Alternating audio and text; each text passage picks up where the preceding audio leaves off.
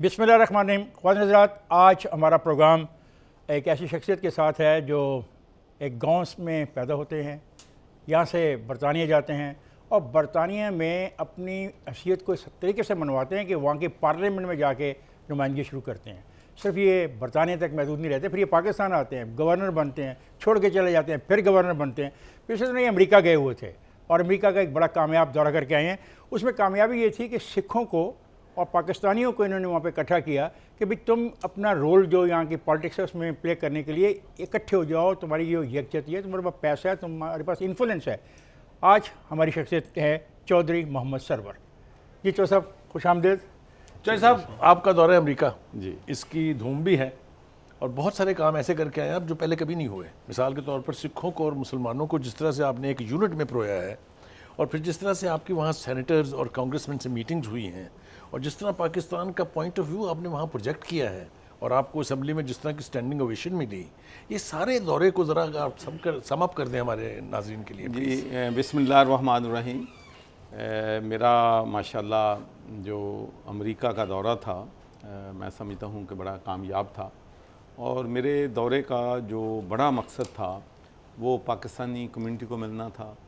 पाकिस्तानी के कम्युनिटी के जो पाकिस्तान में मसाइल हैं उनको हम कैसे मदद कर सकते हैं, और दूसरा ये था कि वहाँ पर अब चूँकि सिख कम्युनिटी जो है उनका पाकिस्तान से बहुत बड़ी जो करतारपुर कॉरिडोर के बाद बहुत मोहब्बत बड़ी है। वो समझते हैं कि पाकिस्तान ने 70 साल बाद हमें जो करतारपुर में एक्सेस दी है उस पर वो हमारे बहुत शुक्रगुज़ार हैं और पाकिस्तानियों के साथ उनके ताल्लुकात में बहुत ज़्यादा गर्मजोशी आई है।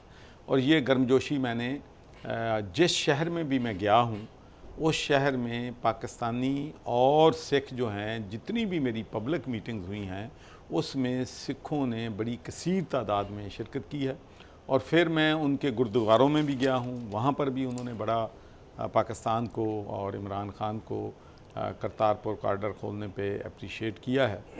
और मेरी भी कोशिश थी कि उनको मैं ज़्यादा से ज़्यादा तादाद में यात्री पाकिस्तान आएँ और उनको अश्योर किया जाए कि वो पाकिस्तान में जब आएंगे तो उनकी सिक्योरिटी के इश्यूज़ नहीं होंगे, उनके ट्रैवलिंग के इशू नहीं होंगे, उनके अकामोडेशन के इशू नहीं होंगे। उनको पाकिस्तान के लोग जो हैं भरपूर तरीके से उनका इस्तकबाल जो है वो करेंगे। तो उसके बाद मेरा ये भी मकसद था कि वहाँ के जो सेनेटर्स हैं, कांग्रेसमैन हैं, कांग्रेस वोमेन हैं, उनको भी पाकिस्तान का पॉइंट ऑफ व्यू जो है वो अफ़गानिस्तान, चूँकि इस वक्त पूरी दुनिया अफ़गानिस्तान की तरफ देख रही है, उस पर उनको ब्रीफ़ करना था।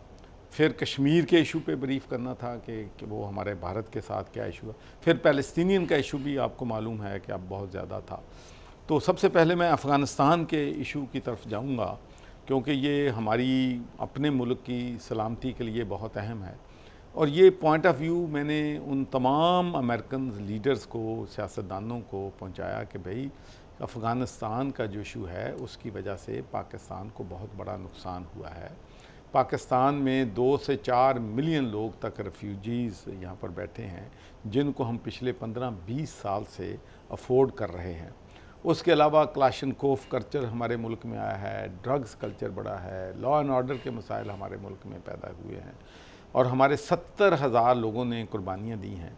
लेकिन इसके बावजूद जो अप्रिसिएशन हम डिज़र्व करते हैं वो यूरोप से और अमेरिका के पॉलिटिशियन से, हुकूमतों से हमें नहीं मिली है। तो अब जब आप वहाँ से निकल रहे हैं उसमें भी हमने अपना रोल जो है अदा किया है, फैसिलिटेट किया है तालिबान को। लेकिन अगर आप ये सोचें कि तालिबान हम कहते हैं वो करेंगे तो ये आपकी सोच दुरुस्त नहीं है। तालिबान और अफ़गान जो हैं वो किसी की बात मानने वाले नहीं हैं। हमने उनकी तारीख़ देख लें, बरतानिया के लोगों ने कोशिश की उनको कंकर करने की, नहीं कर सके। रशिया ने कोशिश की, नहीं कर सके। आप 15-20 साल से वहाँ पर हैं, ट्रिलियंस डॉलर आपने लगाए हैं, आप उनको फ़तह नहीं उन पे पा सके। तो हाउ यू एक्सपेक्ट पाकिस्तान के पाकिस्तान उनको कंट्रोल कर लेगा और जो वो पाकिस्तानी कहेंगे।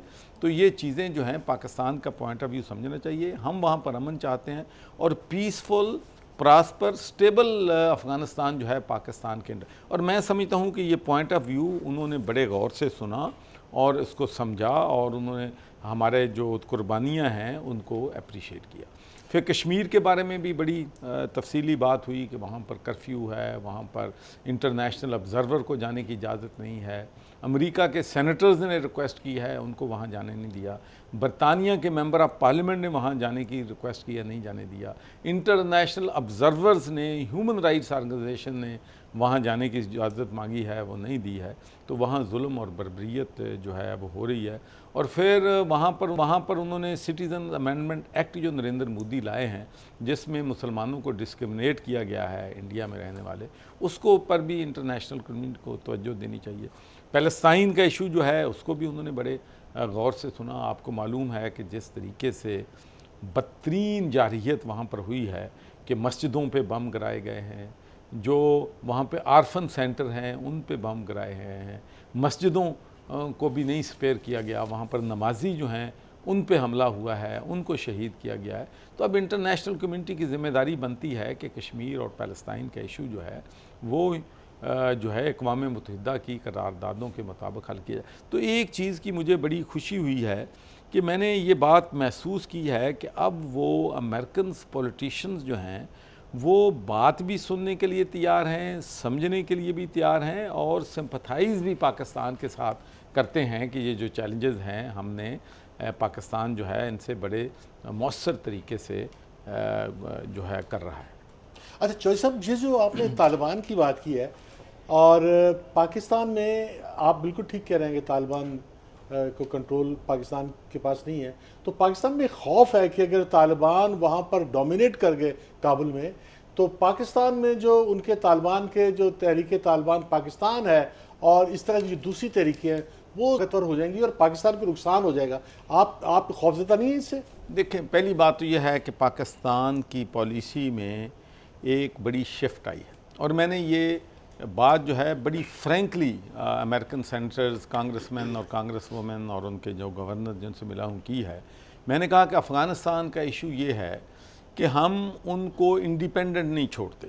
हर मुल्क चाहता है, अमेरिका चाहता है कि वहाँ की जो हुकूमत हो प्रो अमेरिका हो, इंडिया चाहता है कि जहाँ हुकूमत आए वो प्रो इंडिया हो, ईरान वो चाहता है, पाकिस्तान अपनी मर्ज़ी की हुकूमत चाहता है, रशिया अपनी मर्ज़ी की हुकूमत चाहता है। तो जब इतनी डायरेक्शंस में उनको खींचा जाएगा तो वहाँ अमन कायम नहीं। पाकिस्तान ने अपनी पॉलिसी में बड़ी वाज़ेह तब्दीली की है कि जो भी वहाँ पर हुकूमत आए, हम इस बात पे नहीं करते कि किसकी वो प्रो है, किसके ख़िलाफ़ है। हम अपना चाहते हैं कि जो अफ़गानिस्तान के लोग फ़ैसला करें हम उनको रिस्पेक्ट करेंगे और मैं समझता हूँ कि ये बड़ी ऑनरेबल पाकिस्तान का पॉइंट ऑफ व्यू है। इसलिए हम समझते हैं कि जो भी हुकूमत है, अफ़गान हुकूमत और तालिबान, और अफ़गान हुकूमत को भी चाहिए कि तालिबान के साथ फ्लेक्सिबिलिटी दिखाएं और वहाँ पर स्टेबिलिटी लाने के लिए कम एंड गो तो उनको करना पड़ेगा, गिव एंड टेक करनी पड़ेगी। गवर्नर साहब, ये जो आपके द्वारा से इसमें साफ ज़ाहिर है कि एक मामला चल रहा है अमेरिका को अड्डे देने के हवाले से, क्या ये किसी मौके पे ज़ेर बहस आया?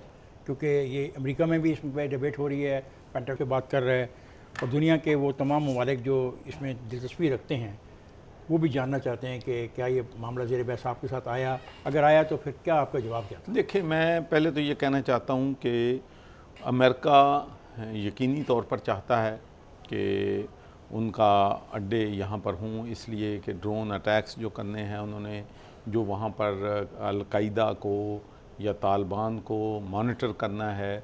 और उसके अलावा सबसे बड़ी इम्पॉर्टेंट बात यह है कि उनके जितने भी टेक्नीशियंस हैं या जिनके जो ट्रेनर्स हैं वो जब, बल्कि आपको मालूम है कि ये जो हेलीकॉप्टर्स हैं या ये जो सफिस्टिकेटेड वेपन्स हैं उनके लिए माहिरीन की ज़रूरत होती है, उनको चलाने के लिए भी माहिरीन की ज़रूरत है, उनको मेंटेनेंस के लिए भी है।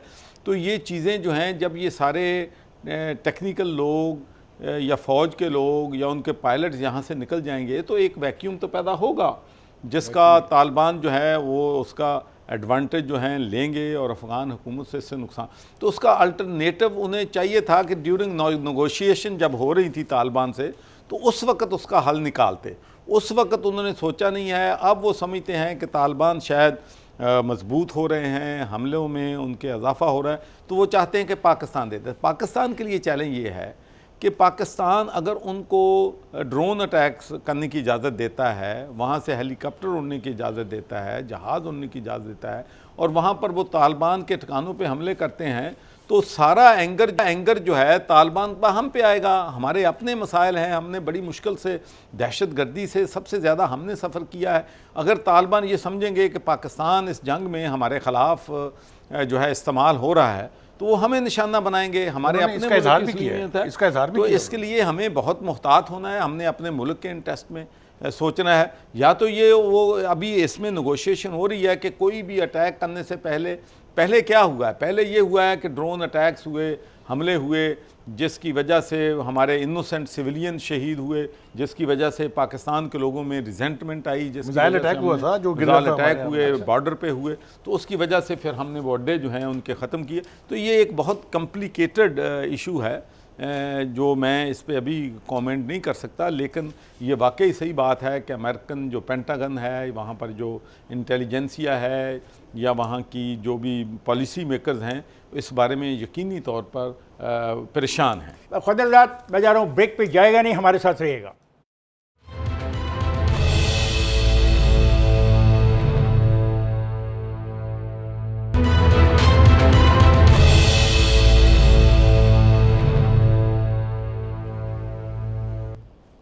Welcome back Khwaja.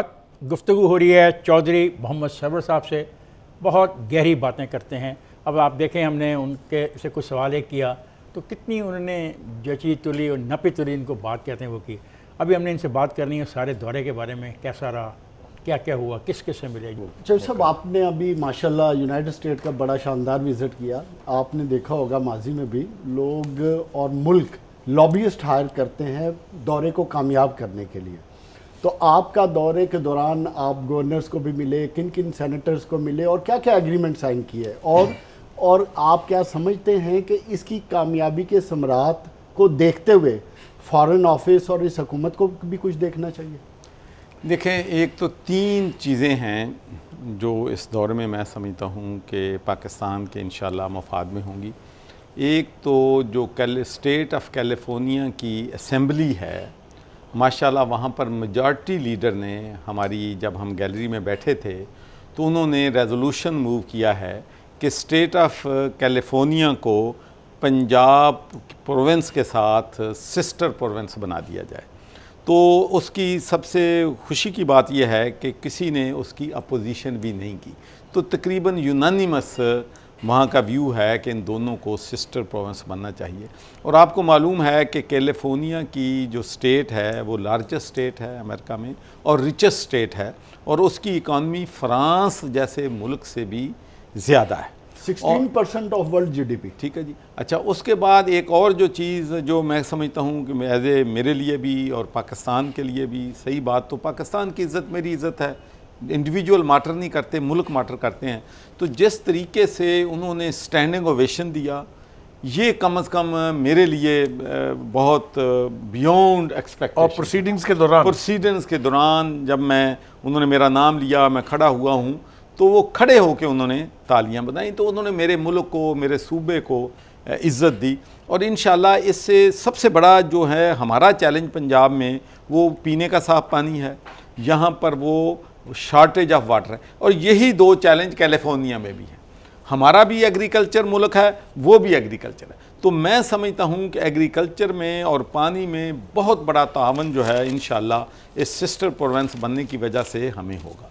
और दूसरा जो अहम माशाल्लाह वहाँ पर एग्रीमेंट हुआ है, वो वहाँ की यूनिवर्सिटी ऑफ कैलिफोर्निया जो है डेवस में, उसका जो बेस्ट यूनिवर्सिटी है एग्रीकल्चर की दुनिया में, रिसर्च पे, यील्ड पे, प्रोडक्टिविटी पे, इनोवेशन पे, हमने एग्रीकल्चर यूनिवर्सिटी फैसलाबाद के साथ उसका मेमोरेंडम ऑफ अंडरस्टैंडिंग साइन किया है, जिसमें वो हम एक दूसरे को सपोर्ट करेंगे। और जिससे मैं समझता हूँ कि हमारी जो प्रोडक्टिविटी, सबसे हमारा चैलेंज ये है कि दुनिया काटन 2000-2500 किलोग्राम फ़ी हेक्टर पैदा कर रही है, हम 600 किलोग्राम कर रहे हैं। दुनिया वीट की प्रोडक्ट 2 गुना कर रही है। इसी तरीके से वेजिटेबल्स हैं, दूसरी चीज़ें हैं। तो अब इंशाल्लाह उनके साथ हमारी कोलैबोरेशन होने से हमारे जो साइंटिस्ट हैं, रिसर्च है, उसमें भी इंशाल्लाह जो है बेहतरी है। तीसरी जो अहम बात हुई है, तीसरी जो अहम बात है, जो क्रिस वॉन हालन से मेरी मीटिंग हुई है, उसमें उन्होंने एग्री किया है, वो तैयारी कर रहे हैं कि जिस तरीके से आपको मालूम है कि 2014-13 में मैं GSP प्लस पाकिस्तान के लिए अल्लाह की मेहरबानी से लेके आया था, और मैं ये बताना चाहता हूँ कि how important this is for Pakistan, कि पाकिस्तान की मईशत को 2014 से लेके अब तक $20 बिलियन का फ़ायदा हुआ है। हमारी यूरो जोन में एक्सपोर्ट जो थी 4.5 बिलियन थी और इस साल तकरीबन 10 बिलियन होगी, तो मोर देन डबल हमारी एक्सपोर्ट यूरो जोन में सिर्फ GSP प्लस की वजह। तो इसी तरह की उन्होंने ट्रेड कंसेशन के लिए रेजोल्यूशन वहाँ पर क्रिस वान हालन मूव कर रहे हैं। हम कांग्रेस वालों को भी, कांग्रेसमैन, कांग्रेस वुमन और सेनेटर को भी लॉबी कर रहे हैं। तो अगर ये कामयाब हो जाता है, which is mountains to climb, अगर हो जाता है तो फिर आप अंदाज़ा कर लें कि पाकिस्तान की इंडस्ट्री जो है वो एक्सपोर्ट जो है उसको कितना फ़ायदा पहुँचेगा। अगर एक इजाफा मुझे इजाज़त दे दें आप इसके अंदर, देखिए ये आपका विज़िट आपका अपना इनिशिएटिव था या फॉरेन ऑफिस ने ये अरेंज कराया था? एक तो ये इबहम दूर होना चाहिए, और अगर आपने अपने पर्सनल इनिशिएटिव पर ये सब कुछ कर दिया है तो अगर हमारा फॉरेन ऑफिस एक्टिवेट हो जाए तो क्या ख़राबी है इसके अंदर? क्योंकि आपने GSP प्लस का जिक्र किया और यूरोपीय यूनियन ने तो ये इंदिया दे दिया कि हम इसको रिव्यू करने जा रहे हैं, आपकी तो ज़रूरत फिर पड़ने वाली है फॉरेन ऑफिस को। देखें, पहली बात तो ये है कि ये बात मुझे कहते हुए बड़ी खुशी होती है कि पहली दफ़ा हुआ है कि मैं किसी बाहर के मुल्क में गया हूँ और मैं पाकिस्तानी कम्युनिटी को मिला हूँ, मैं सिख कम्युनिटी को मिला हूँ, और मैं वहाँ के इंडिजिनस पॉलिटिशियंस और बिज़नेस कम्युनिटी को मिला हूँ। और तमाम लोग जितने भी थे, वो जो हमारे एम्बेसडर ऑफ पाकिस्तान हैं वहाँ पर, डॉक्टर असद मजीद ख़ान साहब, और जो हमारे 4 कौंसल जनरल हैं। आपको मालूम है कि मैं क्रिटिक बहुत ज़्यादा हूँ, बहुत कम तारीफ़ करता हूँ, लेकिन जहाँ तारीफ़ ड्यू है करनी चाहिए। तो मैं एक समझता हूँ कि मुझे बड़ी खुशी हुई है कि वहाँ पर तमाम ये जो लोग थे वो हमारे सफारत खाने की, कौंसल जनरल की तारीफ़ कर रहे थे कि वो बहुत मेहनत कर रहे हैं, वो कम्युनिकेट कर रहे हैं, सिखों के वीज़े का कोई मसला नहीं है। ये भी जो हमारी जितनी भी कामयाबियाँ हुई हैं, जो उसमें हमारे जो पॉलिटिशियंस हैं, देखें ये जो ओवरनाइट नहीं हुआ, हम 2-3-4 महीने से इन चीज़ों पे काम हो रहा था। हमारे डॉक्टर आसफ महमूद साहब डेमोक्रेट्स के सीनियर लीडर हैं, ताहिर जावेद साहब हैं, और हमारे साजिद तारर साहब रिपब्लिक के हैं। तो ये तमाम लोग जो हैं ये हमारे एम्बेसडर हैं, इनको इस्तेमाल किया है, इनको यूटिलाइज़ किया है, इन्होंने कम्युनिकेट किया है, इन्होंने ग्राउंड तैयार किया है, और वो फिर समझते हैं कि I am probably the good salesman. कम से कम 6-7 हमारे मेयर जो हैं बन गए हैं काउंटीज़ में, काउंसलर बन रहे हैं। और अब मेरा मकसद भी दौरे का सबसे बड़ा मकसद ये था कि मैंने पाकिस्तानी कम्युनिटी को, सिख कम्युनिटी को मोटिवेट करना था कि वहाँ की जो लोकल पॉलिटिक्स है उसमें शामिल हों। अगर लोकल पॉलिटिक्स में शामिल लोग होंगे तो फिर वो वहाँ भी अपना इन्फ्लुएंस उनका बढ़ेगा कॉरिडोर ऑफ पावर ने, और अपने पाकिस्तान को भी बहुत ज़्यादा फायदा। बरतानिया का मॉडल है, जो बरतानिया का मॉडल। अच्छा, मैं एक बात बरतानिया का मॉडल सीखना चाहते हैं। मैं हैरान था कि इवन जो हमारे वहाँ के कांग्रेसमैन या वहाँ के मेयर या वहाँ के governors, lieutenant governor, they were very keen to find out how I manage to break through in United Kingdom, कैसे मैं बना। और उससे ज़्यादा भी वो मेरे बेटे के बारे में, I think one thing I am please कि वो लोग पूरी रिसर्च करते हैं कि जिसको मिल रहे हैं वो कौन है। बेटे का बहुत पूछ रहे थे how he can became the leader of the main stream party in Scotland. कौन सा ये स्कॉटलैंड की बात करते हैं, मुझे एक बात बताएं, स्कॉटलैंड की जो आज़ादी है, जो इंडिपेंडेंस है, तो आपके जो बेटे हैं वो तो उससे इत्तेफाक नहीं करते। तो ये जो बहुत बड़ी टसल है वहाँ पे स्कॉटलैंड के अंदर, और आप चूँकि बरतानिया में भी बड़े जाने पहचाने हैं और बरतानिया के पार्लियामेंट में भी रहे हैं, आपका पाकिस्तान की कम्युनिटी में इन्फ्लुएंस भी है। अब ये बताएं कैसे हो सकता है कि स्कॉटलैंड में अक्सरियत चाहती हो आज़ादी, और आपका जो दोस्त है, आपका जो बेटा है, जो आपका वहाँ पर बरखुदार है, वो उसकी मुखालफत करता है? देखें, पहली बात तो यह है कि लीडर का काम लीड करना है। उसने ये फैसला करना है कि मेरे मुल्क के इंटरेस्ट में क्या है, जो लोग वहाँ पर हैं उनके इंटरेस्ट में क्या है। और मैं समझता हूँ कि जब पिछली दफ़ा रेफरेंडम हुआ था तो उस वक़्त मैं यहाँ पे गवर्नर था, तो मुझे उन्होंने लेबर पार्टी वालों ने कहा कि भाई आप आएँ, यहाँ पर बहुत क्लोज कंटेस्ट है, तो पहले मेरा ख्याल था मैं जाऊं ना जाऊं, लेकिन मैंने सोचा कि भाई जिस मुल्क ने मुझे इतनी इज़्ज़त दी तो उसके मफाद की बात है, मुझे जाना चाहिए। मैं वहाँ पर गया, मैंने पब्लिक जलसे भी किए, और मैं आपको ये भी बताना चाहता हूँ कि मेरा नफसियाती असर वहाँ पर बहुत ज़्यादा हो जाता है। इसलिए होता है कि जो वहाँ की चीफ मिनिस्टर है उसको मैंने 3 दफ़ा हराया है। हाँ, क्या नाम है उनका, खातून का? Nicola Sturgeon. हाँ। तो मैं जाता हूं तो वैसे ही उनको परेशानी हो जाती है कि somebody who beat her वो कंपेन उल्ट कर रहा है। तो अब आनस सरवर का पॉइंट ऑफ व्यू यही है कि मुल्क इकट्ठा रहना चाहिए, मुल्क के इंटरेस्ट में है। अगर हम इंडिपेंडेंट होते हैं तो स्कॉटलैंड के लोग जो हैं वो सफ़र करेंगे, और ख़ासकर जब पेंडेमिक है, जॉब्स वहाँ के इश्यूज़ हैं, वो चैलेंजेस हैं। 2000 आज से 6-7 पहले रेफरेंडम हुआ है, तो वो रेफरेंडम वो इस बात के हक़ में नहीं है कि रेफरेंडम हर, तो आप 6 साल के बाद तो रेफरेंडम नहीं कर सकते, वंस इन ए जनरेशन होता है। तो मैं समझता हूँ कि he has a principle stand. और मैं आपको ये भी बताना चाहता हूँ कि जब उसने पार्टी को टेक ओवर किया है लेबर को, तो वो ICU में थी। हालात ये थे कि 11% पे आ गई थी, तो अब उसने 10 हफ्ते में उसको उठा के 24% पे वो ले गया है। और इंशाल्लाह मुझे इसमें यकीन है कि अगले इलेक्शन में इंशाल्लाह he will win the election in ख़वातीन हज़रात, चौधरी मोहम्मद सरवर की जो गुफ्तगू है वो इतने मज़े की होती है कि आप कई घंटों उनसे बातें कर सकते हैं और उनके तजुर्बात से सीख सकते हैं। और उनकी इनपुट देखें, पाकिस्तान में भी है, बरतानिया में भी, अमेरिका जाते हैं तो वहाँ भी लोगों को अपना गर्विदा बनाते हैं। लेकिन मुझे ब्रेक पे जाना है, ब्रेक से जब वापस आएंगे तो हम गुफ्तगू का सिलसिला जारी रखेंगे। मैं जा रहा हूँ, ब्रेक पे जाएगा नहीं, हमारे साथ रहेगा।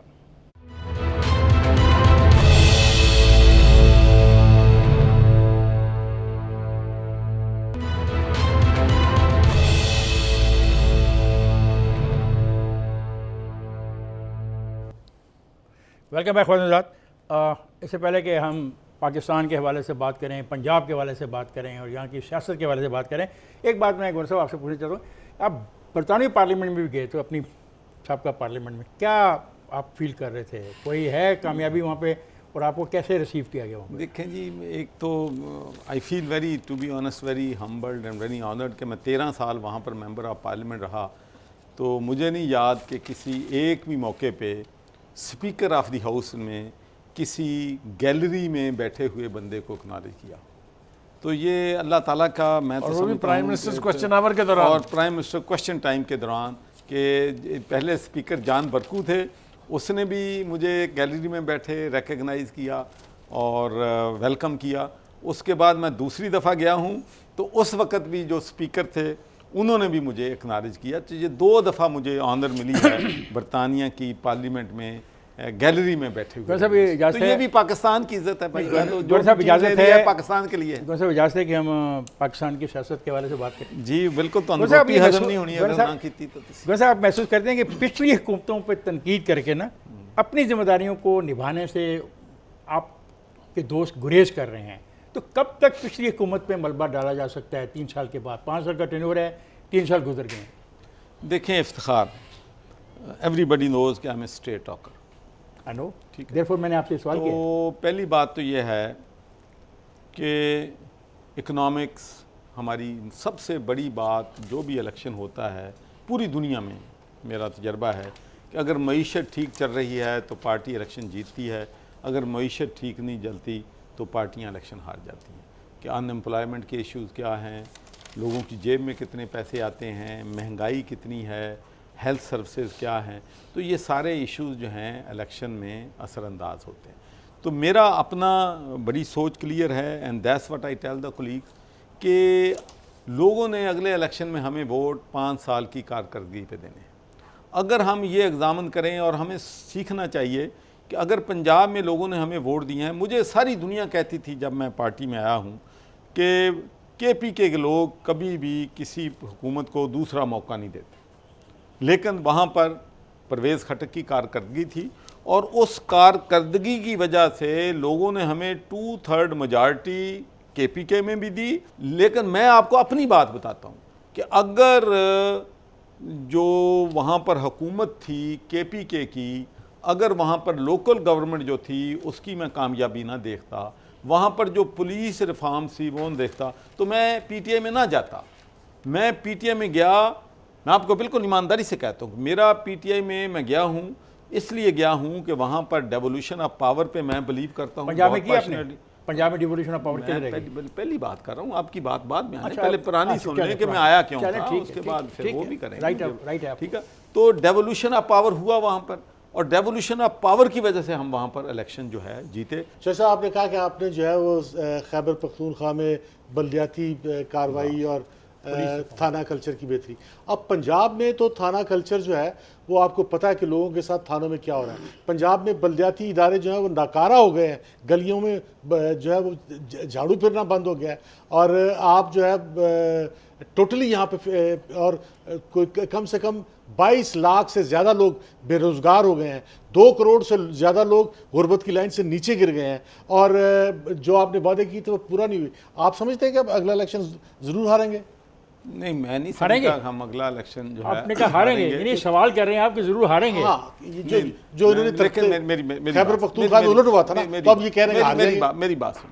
अब आप देख लें कि कंस्ट्रक्शन इंडस्ट्री इज बूमिंग, कारें जो हैं, लोग जो हैं वो तो गरीबों की अपना बात कर 6-6 महीने का इंतज़ार है कि वो उनको लोगों को कारें नहीं मिल रही।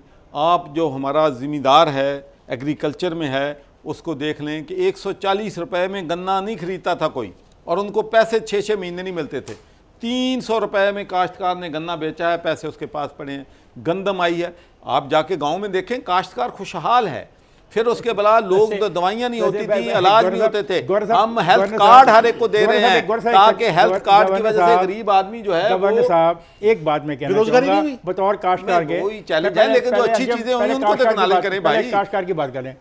गवर्नर साहब, मैं एक काश्तकार भी हूँ। आप यकीन करें कि जो आपने हमारे ये गंदम के कुछ पैसे बढ़ाए हैं, भाई मेरे बुजुर्ग, मेरे उस्ताद, मेरे मोहतरम लीडर, जो खाद के पैसे बढ़े, जो डीजल के पैसे बढ़े, जो ट्रैक्टर के स्पेयर पार्ट के पैसे बचे, जो पेस्टिसाइड के पैसे बढ़े, जो वहाँ पे डेली वेजेस पे काम करने वाले उसके पैसे बढ़े, हो ये सारे इकट्ठे कर लो तो आपने जो कीमत बढ़ाई को इतना नहीं काम है। और फिर मेरा अगला सवाल ये है, अगर सब कुछ हुआ तो आटा 80 रुपये किलो क्यों है शहरों में? इसलिए कि आटा जो है, जब जिम्मेदार को ज़्यादा पैसा मिलेगा तो पैसा किसी के जेब में तो जाना है ना। नहीं सर, देखिए हमारा गंदम का रेट देख लें और आटे का 80 किलो रेट देख लेना। इफ्तिखार, जो हमारा चैलेंज है, मैं आपको फ्रैंकली बताता हूँ, हमारा चैलेंज ये है कि हमारा जो काश्तकार है, अगर वेजिटेबल है, अगर फ्रूट है, अगर गंदम है, अगर काटन है, मेज़ है, तो उसके दरमियान और जब कंज्यूमर के पास जाता है तो मिडल मैन पैसा तो मिलता 3 साल से आप हुक्मरान हैं, ये चीज़ें जो 3 साल से आप हैं हुक्मरान हैं। इन पे का हमें तवज्जो देने की ज़रूरत है कि अगर मिर्च काश्तकार पैदा करता है तो उसको अगर 20 रुपए मिलते हैं, तो जब बाजार में जाती है तो 400 में मिलती है, 200 में मिलती है। तो ये जो ये तो आप सर इस भाई करेंगे। 3 साल गुजर गए, इसकी भी जिम्मेदारी अभी तो भाई 2.5 साल हुए हैं, आप 3 बना रहे हैं, 3 हो गए, 4 कह देंगे। 3 साल हो गए आप ये अच्छा, चौधरी साहब, नहीं जावेद 3 साल पूरे नहीं हुए इनके। नहीं चले, कोई अभी बात नहीं हुए। नहीं चौधरी साहब, अगर कितने कह रहे दिन हैं और 2.5 रहते साल हैं? में, हजार अगर दिन हो 2.5 साल में हजार, भी चले बेहतरीन 1000 है, दिन हो तो गए। चले अल्लाह खैर करे। देखें, चले चौधरी साहब बात अभी करते हैं। 2.5 साल हमारे पास बाकी हैं, कितने? और इंशाल्लाह इस पे फोकस होगा। किस पे? ये महंगाई नहीं, जो महंगाई है, नहीं, इसको आपने मिडिल मैन कंट्रोल की बात करना। की है। लेकिन फिर भी मैं आपको बताऊं कि लेकिन आप आपने चीनी अच्छा, के मिडिल मैन को तो वैसे ही छोड़ दिया है, जिस मिडिल मैन को काश्तकार आप जो पकड़ने है, की बात कर रहे मेरी हैं उसको तो आपने छोड़ दिया। काश्तकार जो है वो खुशहाल है, इंडस्ट्री काश्तकार जो कैसे खुशहाल? मैं आपके साथ बिजनेसमैन बैठा है हूं। वो खुशहाल है। देखें कोविड-19 के असरात देखें कितने, कोविड-19 आप के यार ये असरात देखें कि प्राइसेस इंडिया पे नहीं है। की -7 आई है सर, प्राइसेस पे नहीं है, परसेंट जो है, कोविड आपके के साथ असरात इंडिया से, है, कोविड के असरात प्राइसेस पे नहीं है। -8% है, हमारी 4% जीडीपी है। अच्छा, यार हमारी जो स्टॉक मार्केट देख लें, जो चीजें बेहतर, सर, मैं गरीबों की कहता बात, देखें, देखो, हमारे अब- मसले जो हैं, नहीं, चल जब- गुड गवर्नेंस हमारा चैलेंज है, मैं मानता हूं। शहर में नहीं है, लाहौर डेवोल्यूशन में ऑफ नहीं है। पावर हम नहीं लाए अभी तक, ये चैलेंज है। पुलिस रिफॉर्म्स हमारा चैलेंज है, एजुकेशन लेकिन जो रिफॉर्म, हमारी अच्छी चीजें एजुकेशन हैं वो रिफॉर्म, तो माने। वो कौन सी हैं? सही, आपने अच्छी बातें बताई। हेल्थ कार्ड दिए हैं, जो छोटी बात है। तो काम दिए हैं, जब देंगे, जब इम्प्लीमेंट होगा लोग तो देखेंगे। करवा रहे हैं, कहाँ पे करवा रहे हैं? यहाँ भी शुरू हो गए। नहीं काम शुरू हो शुरू गए नहीं, हैं। कुछ 70 लाख पंजाब- फैमिलीज एक को कार्ड सेकंड, दे दिए हौसला, हैं। हौसला मेरे दोस्त, आप बड़े शार्प हैं। मैं जा रहा हूँ ब्रेक पे, 1 मिनट ठहरो, ये हेल्थ कार्ड का मसला निकल जाए। सर, कितने डिस्ट्रिक्ट में हेल्थ कार्ड दिया आपने? सोच के मुझे बताइएगा। मैं आपको नंबर बताता हूं कि 70 लाख से ज्यादा हेल्थ आबादी कार्ड कितनी इशू है? हो चुके हैं। आबादी कितनी है पंजाब की? आबादी पंजाब की कितनी है? मैं मेरे ब्रेक पे जाना था। वहाँ 211 करोड़। खुद रात मैं जा रहा हूँ ब्रेक पे, जाएगा नहीं, हमारे साथ रहेगा।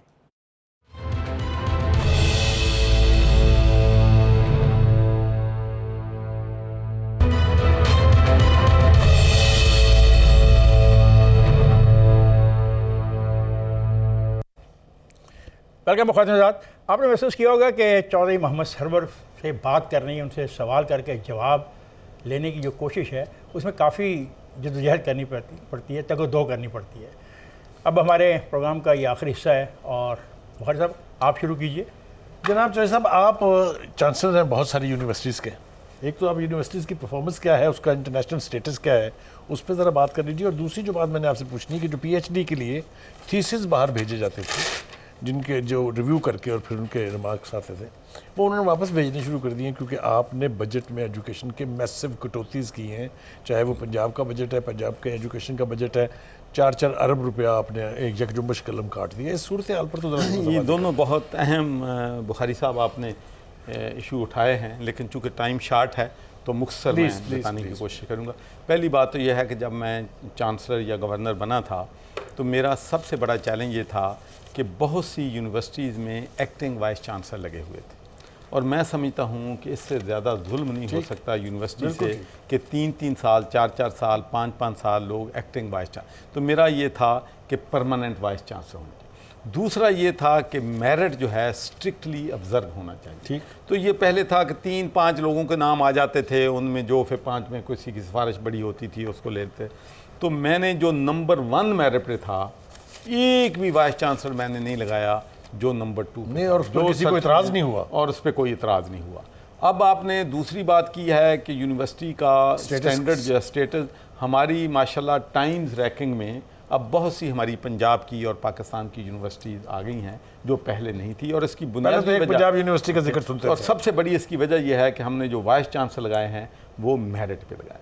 अब आपने थीसिस की बात की है, मेरे भी नोटिस में ये बात लाई गई है कि बहुत से लोग जो हैं, ये मुझे वहाँ अमेरिका में मेरे नोटिस में लाई गई है, इसकी मैं अभी इंशाल्लाह इन्वेस्टिगेशन करूँगा। मुझे बताया गया है कि बहुत से वहाँ पर लोग जो थीसिस या हमारी असेसमेंट के लिए लोग भेजते थे, उन्होंने रिफ्यूज़ कर दिया है कि कुछ की पेमेंट नहीं हो रही, कुछ की पेमेंट, और उसकी पेमेंट की अमाउंट इतनी इन्होंने थोड़ी कर दी है कि दे आर नॉट इंटरेस्टेड कि इस टाइम में उनके लिए वर्थ वाइल है। तो ये बहुत ज़रूरी है, इसको मैं लुक इनटू करूँगा और इंशाल्लाह इसका हल निकालूँगा। क्या आप सोच रहे थे बजट से? चौधरी साहब, आपकी जो पार्टी है वो पीपल्स पार्टी और मुस्लिम लीग नून से तसादुम में है, तो आप क्या समझते हैं कि जो पाकिस्तान की जो अपोजिशन है उसको मुसलसल मारो, जेल में डालो और उनके साथ ज्यादती करो, तो इससे मुल्क मुस्तहकम होगा, फ़ायदा होगा पाकिस्तान को? देखिए, पहली बात यह है कि बिल्कुल हम अपोजिशन के साथ तसादम नहीं चाहते।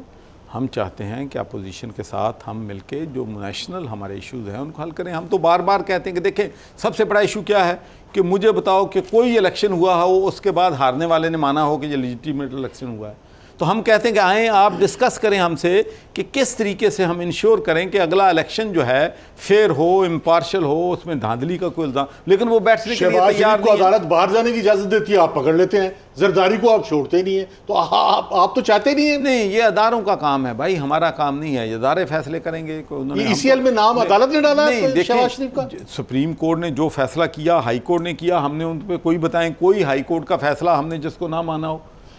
वो सुप्रीम कोर्ट में गए भाईजान, वो सुप्रीम कोर्ट गए हैं, अगर सुप्रीम कोर्ट कहेगी कि वो जाएंगे बाहर तो हुकूमत नहीं रोक सकती ना। सर, ये हम आपको सवाल इसलिए पूछ रहे हैं कि आप सहूलतकार भी हैं मुज़ाकरात का पॉलिटिकल पार्टीज के बीच में, पार्टी के अंदर के जो ये चल रहा है मामला, ये तरीन का जो मसला है, ये सारा कुछ इनके खाते में है, इनके जिम्मे है ये तरीन के मसले में। चलो सर, ये बात छोड़ते हैं, आपकी बात कि तरीन क्या वोट देगा कौमी असम्बली और सूबाई असम्बली में बजट में, आपकी इतलात क्या? देखिए, मेरा अपना जो असेसमेंट है, आई कैन बी रॉन्ग, कि मेरे अपने ख्याल में जो हमारे MNA MPs हैं वो पार्टी के टिकट पे मुंतखब हुए हैं और बजट में पार्टी ही को वोट देंगे। लेकिन चौधरी साहब, बात ये है कि जिस तरह आप इस ग्रुप को इकट्ठा करने की कोशिश कर रहे हैं, और मुझे तो आप ये बताएंगे कि जिस तरीके से जहांगीर खान तरीन ग्रुप के पीछे, क्या ये सब कुछ जहांगीर तरीन की मोहब्बत में हो रहा है या पसे पर्दा भी कुछ कुव्वतें ये इतनी बड़ी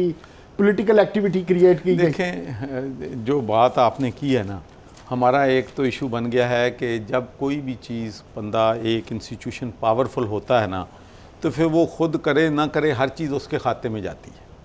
ठीक है, तो मेरा नहीं ख्याल कि पसे पर्दा इसमें किसी का हाथ है। मेरा देखना, जिस तरह आप कोशिश कर रहे हैं, आपको भी पता है कि आप पावर मिनिस्टर बनना चाह रहे थे, तो इसी ग्रुप की वजह से शायद आपको मिनिस्ट्री नहीं मिली थी, तो इवेंचुअली आप नहीं, ऐसी बात कोई नहीं है कि मुझे कोई ऐसी बात नहीं थी कि मैं एनर्जी चाहता था मेरे ख्याल में, और उसका फ़ैसला भी हो चुका था कि मुझे मिलेगी।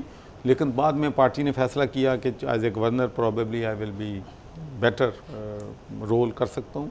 देखें, ये जो मैं इस बात पे बिलीव करता हूँ कि जब आपका कोई पार्लिमानी लीडर है तो फिर फैसले जो हैं पूरी दुनिया में पार्टी का लीडर ही करता है। तो उन्होंने जिस जगह मुझे, हालांकि मैं सच्ची बात है, मैं तो गवर्नर बन के देक चुका था, आप बनना भी नहीं चाहते, लेकिन पार्टी का फैसला था। मैंने गवर्नर साहब, पार्टी के फैसलों को एहतराम करना ही एक पॉलिटिकल वर्कर की, एक पॉलिटिकल ऐसा आदमी जिसका बिलीफ हो कि पॉलिटिक्स में उसको रोल प्ले करना है, इंपॉर्टेंट होता है। अब हमारे ज़हनों में एक सवाल उठ रहा है कि सुना है कि आप आइंदा इलेक्शन में साहिवाल से इंतखाब लड़ने की तैयारी कर रहे हैं, और आप कहते हैं कि अगर गवर्नर फजले को कोई मौका मिल सकता है, अगर चौधरी अल्ताफ़ लड़ सकता है, तो मेरे रास्ते में कोई कानूनी रुकावट नहीं होगी। इसी सवाल का जवाब दीजिए और फिर हम आपसे इजाज़त चाहेंगे।